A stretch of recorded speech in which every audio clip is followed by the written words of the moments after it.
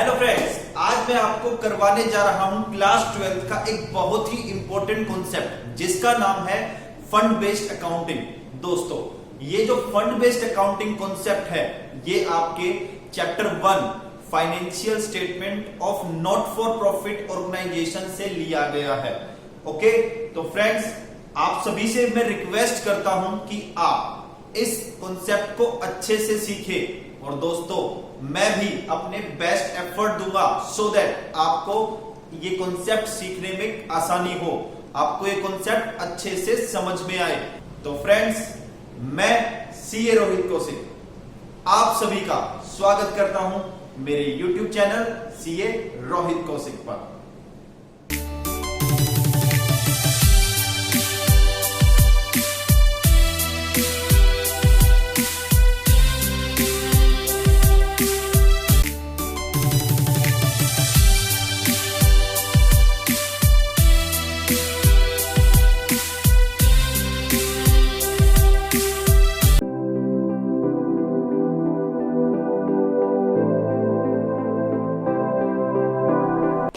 दोस्तों चलिए करते हैं specific donation for asset. Okay, तो दोस्तों वहां पे अभी तक जो मैंने करवाया, अगर हम किसी स्पेसिफिक एक्सपेंस के लिए फंड रेज करते थे तो एक्सपेंस फंड हम ओपन करते थे, लेकिन यहां पे हम क्या करेंगे दोस्तों, यहां पे हम एसेट बनाने के लिए, कोई बिल्डिंग बनाने के लिए जैसे हम फंड रेज करेंगे तो हम दोस्तों असेट फंड के नाम से उसको रेज करेंगे। ठीक है, अब करते हैं accounting treatment in form of journal entries. तो दोस्तों क्या करेंगे, पहली एंट्री तो दोस्तों सबसे पहले डोनेशन रिसीव होगा, तो डोनेशन दोस्तों अगर रिसीव होगा तो इसके लिए कोई अलग एंट्री नहीं है, जो हम एक्सपेंस फंड में करते थे वही करेंगे। फर्क कितना है कि वहां पे एक्सपेंस फंड लिखते थे, यहां पे हम असेट फंड लिखेंगे। ठीक है, इसके बाद दोस्तों आपकी है investment out of asset fund. Investment करेंगे तो सेम टू सेम एंट्री जो है एक्सपेंस के केस में करते थे। इसके अलावा इनकम अगर रिसीव होगी इन्वेस्टमेंट पे, अगेन सेम एंट्री दोस्तों, जो वहां पे करते थे वही एंट्री हम यहां पे करेंगे। ठीक है, फर्क कितना है, वहां पे एक्सपेंस फंड, यहां पे असेट फंड। इसके बाद दोस्तों अब हम करते हैं एक्सपेंडिचर ऑन असेट। दोस्तों ये एंट्री काफी इंपॉर्टेंट है। यहां पे हम क्या करेंगे, जिस पर्पस के लिए हमने फंड बनाया था उस पर्पस पे अब हम खर्चा करने जा रहे हैं, मतलब हम अपनी असेट को कंस्ट्रक्ट करने जा रहे हैं दोस्तों। ठीक है, अगर हम असेट कंस्ट्रक्ट करेंगे दोस्तों तो सीधी सी बात है, एंट्री क्या होगी, asset account debit to cash. अगर असेट पूरी की पूरी अभी कंस्ट्रक्ट नहीं की है, अंडर डेवलपमेंट है, अंडर प्रोग्रेस है, तो असेट इन प्रोग्रेस या asset work in progress debit to cash. ठीक है, ये एंट्री कर देंगे दोस्तों। एक काम करो, कैश की बजाय आप यहां पे लिख दीजिए रिसीव्ड एंड पेमेंट अकाउंट।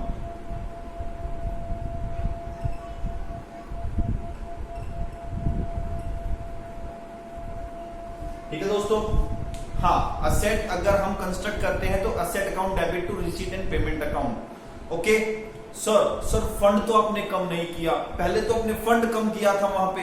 बिल्कुल दोस्तों, अब सुनिए मेरी बात, वहां पे और यहां पे थोड़ा सा डिफरेंस है। वहां पे हम फंड से खर्चे करते थे तो fund account debit to cash करते, कोई अलग एंट्री करने की जरूरत नहीं होती थी दोस्तों, लेकिन यहां पे है।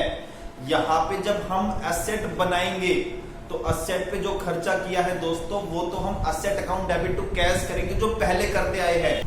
हाँ, फंड को भी कम करेंगे, लेकिन कैसे, सुनिए दोस्तों, जितना खर्चा इस अकाउंटिंग ईयर में हमने असेट को बनाने में कर दिया दोस्तों, उतना ही अमाउंट हम फंड से माइनस करके कैपिटल फंड में ऐड कर देंगे।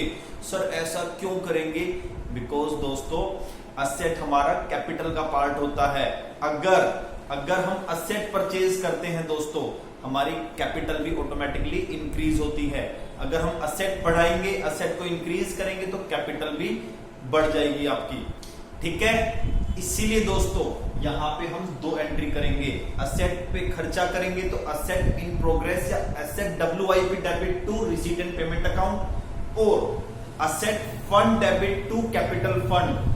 जितना खर्चा हमने आउट ऑफ फंड एसेट पे किया है उतना ही अमाउंट एसेट फंड से निकालेंगे और कैपिटल फंड में ट्रांसफर कर देंगे दोस्तों। ओके, आई थिंक आपको समझ में आ गया होगा।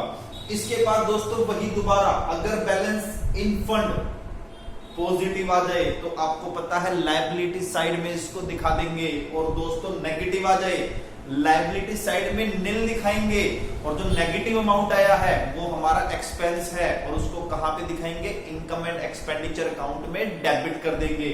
ओके दोस्तों, बात समझ में आ गई होगी। चलिए आप जर्नल एंट्रीज को नोट कीजिए, फिर हम आगे मूव करते हैं। ठीक है, वीडियो को पॉज करके करना दोस्तों।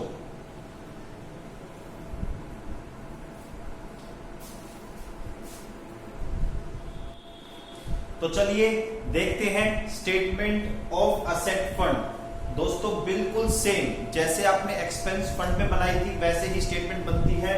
ओपनिंग बैलेंस गिवन होगा आपको, अगर डोनेशन रिसीव हुई स्पेसिफिक पर्पस के लिए फॉर असेट ऐड कर देंगे, अगर कोई इन्वेस्टमेंट हुई है इन्वेस्टमेंट का खर्चा इसमें से माइनस नहीं करेंगे। हाँ, इन्वेस्टमेंट से इनकम आएगी वो जो है फंड में ऐड हो जाएगी। ठीक है, इसके अलावा जितना खर्चा इस अकाउंटिंग ईयर में हमने असेट पे कर दिया उतना अमाउंट कैपिटल फंड में ट्रांसफर कर देंगे दोस्तों, और आखिरी में आपका बैलेंस इन फंड आ जाएगा। ठीक है, और कैपिटल फंड में जो आपके पास बैलेंस होगा उसमें ऐड कर देंगे ट्रांसफर फ्रॉम एसेट फंड, मतलब ये वाला अमाउंट यहाँ पे ऐड हो जाएगा। ठीक है दोस्तों, बैलेंस शीट आपकी कैसी दिखेगी, कैपिटल फंड जो यहाँ पे निकल के आएगा वो यहाँ पे ट्रांसफर हो जाएगा। ओके, और बैलेंस इन फंड वो यहाँ पे ट्रांसफर होगा केवल कब, जब ये पॉजिटिव होगा, मतलब ये अमाउंट पॉजिटिव होगा तो यहाँ पे आ जाएगा। अगर ये नेगेटिव होगा दोस्तों आपको पता है नेगेटिव होगा तो ये जीरो हो जाएगा, और नेगेटिव वाला अमाउंट इनकम एंड एक्सपेंडिचर के एक्सपेंडिचर साइड में आ जाएगा। और इसके अलावा जितनी एसेट पे जितना खर्चा हम कर चुके हैं वो यहाँ पे आ जाएगा, और इन्वेस्टमेंट जो आउट ऑफ फंड हमने की थी वो एसेट में आपको दिखेगी। ठीक है दोस्तों, ये थी हमारी बैलेंस शीट का एक्सट्रैक्ट, इसको एक्सट्रैक्ट लिख लीजिए आप। Okay, extract of balance sheet. ठीक है दोस्तों, चलिए आई थिंक आपको समझ में आ गया होगा। एक प्यारा सा क्वेश्चन दोस्तों इसके ऊपर करेंगे फिर आगे बढ़ते हैं। ठीक है, चलिए नोट इट डाउन वीडियो को पॉज करके।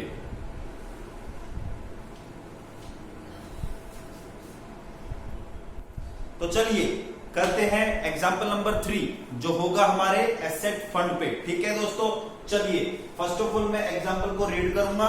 ओके, आफ्टर दैट मैं आपको एक क्वेश्चन सोल्व करवा के दूंगा। ठीक है, जब मैं क्वेश्चन को रीड करूंगा या करवाऊंगा तो आप नोट ना करें, मेरे करने के बाद मैं आपको चांस दूंगा नोट करने के लिए, देन नोट करें। ओके, चलिए सबसे पहले example number 3, from the following information show the amount of building fund to be shown in the books of MG sports club for the year ended 31 March 2020। Okay दोस्तों, तो 31 March 2020 को जो year खत्म होगा, जो कंप्लीट होगा, उस year में आपको बिल्डिंग फंड में कितना अमाउंट दिखाना है ये आपको बताना है। चलिए, अच्छा रिसीट्स एंड पेमेंट आपको गिवन है, जिसमें आपको रिसीट्स में डोनेशन फॉर बिल्डिंग दे रखी है, इंटरेस्ट ऑन इन्वेस्टमेंट दे रखा है, डोनेशन फॉर मैच। ओके, मतलब मैच के बारे में डिटेल उसने दी है, कुछ डोनेशन आई है तो स्पेसिफिक डोनेशन है दोस्तों। और मैच देखो, मैच पे जो खर्चा होगा दोस्तों, आई थिंक उस खर्चे का लॉन्ग टर्म बेनिफिट नहीं मिलेगा। बिल्डिंग पे जो खर्चा होगा उसका बेनिफिट लंबे टाइम तक मिलेगा, बिकॉज बिल्डिंग हमें लंबे टाइम तक बेनिफिट देगी।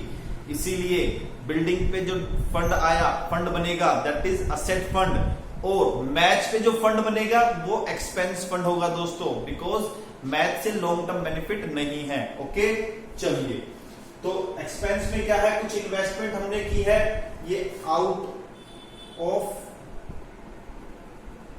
बिल्डिंग फंड है, बिल्डिंग फंड से हमने कुछ इन्वेस्टमेंट किया है। By building in progress, building पे 12 लाख का खर्चा हमने इस ईयर में कर दिया दोस्तों। ठीक है, और कुछ खर्चे हमने एक्सपेंस पे कर दिए, मतलब मैच पे कर दिए। ओके, मैच पे 62,000 रुपए का खर्चा हमने कर दिया। इसके अलावा एडिशनल इंफॉर्मेशन हमको दे रखी है, balance in building fund on 1 अप्रैल 2019 कितना है दोस्तों, 2 लाख। मतलब इस ईयर के स्टार्टिंग में हमारे पास बिल्डिंग फंड में 2 लाख रुपए ऑलरेडी थे। ठीक है, चलिए कैपिटल फंड में दोस्तों 25 लाख और 1 अप्रैल 2019 कैपिटल फंड भी हमारे पास 25 लाख रुपए है दोस्तों। चलिए अब हम क्या करेंगे, सबसे पहले स्टेटमेंट ऑफ बिल्डिंग फंड बना लेते हैं। ओपनिंग बैलेंस कितना है दोस्तों बिल्डिंग फंड का, 2 लाख रुपए। उसके बाद डोनेशन कितनी रिसीव हुई है हमारे पास, 15 लाख। बिल्डिंग के लिए 15 लाख की डोनेशन आई है। चलिए इसके बाद हमने कुछ इन्वेस्टमेंट की 5 लाख रुपए की, तो क्या इन्वेस्टमेंट का खर्चा माइनस करेंगे दोस्तों यहां से? नहीं सर नहीं करेंगे। वेरी गुड दोस्तों, नहीं करेंगे, आपने बिल्कुल सही बोला। तो investment out of building fund minus नहीं होता। हाँ ये 5 लाख की इन्वेस्टमेंट हम यहां पे दिखा देंगे असेट में। चलिए अच्छा, इसके अलावा इंटरेस्ट ऑन इन्वेस्टमेंट 50,000 आया है, ये अमाउंट हम ऐड कर देंगे बिल्डिंग फंड में। ठीक है दोस्तों, कितना है 50,000। चलो जी, इसके अलावा डोनेशन फॉर मैच, दोस्तों डोनेशन फॉर मैच को बिल्डिंग फंड में नहीं दिखाएंगे, इसको हम मैच फंड में दिखाएंगे। बताया था ना मैंने आपको। तो match statement of match fund मैंने वर्किंग नोट 2 में बना रखा है। तो डोनेशन रिसीव्ड कितनी है दोस्तों हमारे पास, 60,000। चलो वेरी गुड। इसके बाद हमारे पास गिवन है कि बिल्डिंग पे खर्चा 12 लाख का था, वो हो गया नहीं हुआ। बिल्डिंग पे हमने 12 लाख रुपए खर्च दिए इस साल में, बिल्डिंग कंप्लीट नहीं हुई है, 12 लाख रुपए हम उस पे लगा चुके हैं इस ईयर में दोस्तों। तो 12 लाख रुपए हम जो है बिल्डिंग फंड से कैपिटल फंड में ट्रांसफर कर देंगे। तो amount transfer to capital fund 12 lakh रुपए जितना हमने इस ईयर में बिल्डिंग पे लगा दिया। तो दोस्तों ये आपका अमाउंट निकल के आएगा। बैलेंस इन फंड कितना आएगा, 1750 माइनस 12, 5,50,000।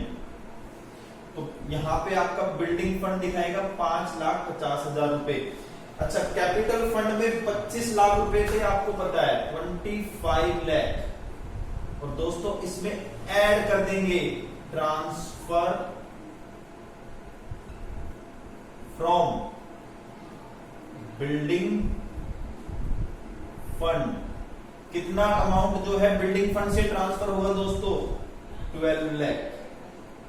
जितना खर्चा हमने असेट पे किया उतना अमाउंट जो है ट्रांसफर हो जाएगा।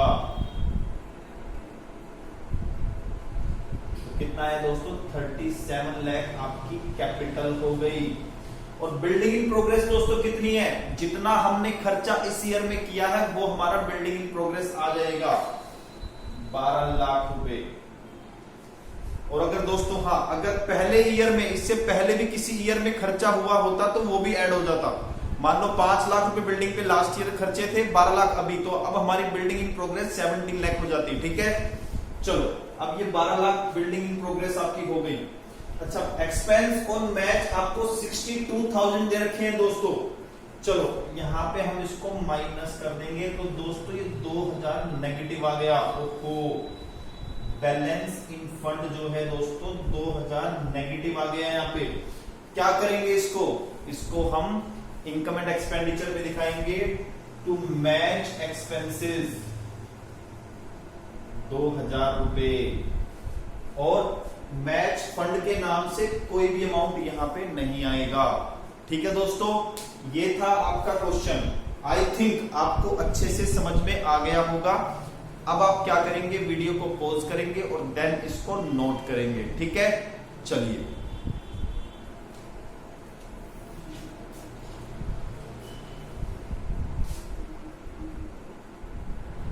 नाउ अब हम करेंगे दोस्तों कैटेगरीज ऑफ फंड्स। फंड्स की दोस्तों अक्सर 2 कैटेगरीज होती है, एक रिस्ट्रिक्टेड होता है, एक अनरिस्ट्रिक्टेड होता है।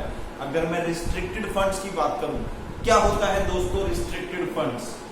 फ्रेंड्स, क्या होता है कि मैनेजमेंट या डोनेशन देने वाला डोनर एक रिस्ट्रिक्शन लगाता है कि जो डोनेशन दिया है या जो अमाउंट सेट असाइड किया है मैनेजमेंट ने, वो केवल स्पेशल पर्पस के लिए ही यूज होगा।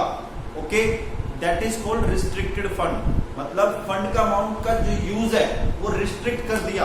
इसमें एग्जांपल क्या क्या है आपके, असेट फंड आप कर चुके हैं, एक्सपेंस फंड आप कर चुके हैं, endowment fund, government grant, government ने कोई हमें सब्सिडी दी है, ग्रांट दी है, गवर्नमेंट बोलेगी कि आप इस पैसे को स्पेशल पर्पस के लिए ही यूज करोगे, that is called government grant और रिस्ट्रिक्टेड फंड। चलिए, और इसके बाद दोस्तों एंडोमेंट फंड। अब एंडोमेंट फंड क्या होता है दोस्तों? एंडोमेंट फंड क्या होता है? एक अमाउंट है जो एक पर्सन एनपीओ को डोनेट करता है एज ए गिफ्ट और बिक्वेस्ट। बिक्वेस्ट का मतलब होता है वसीयत, ठीक है दोस्तों। तो फ्रेंड्स होता क्या है कि इसमें कंडीशन होती है कि एनपीओ जो है एक स्पेसिफिक पीरियड तक इसको यूज नहीं करेगा, उसको इन्वेस्ट करेगा। मान लीजिए उसकी एफडी करवा देगा, ठीक है, और उससे जो अर्निंग आएगी, जो इंटरेस्ट आएगा, उसको किसी स्पेसिफिक पर्पस के लिए ही यूज करेगा।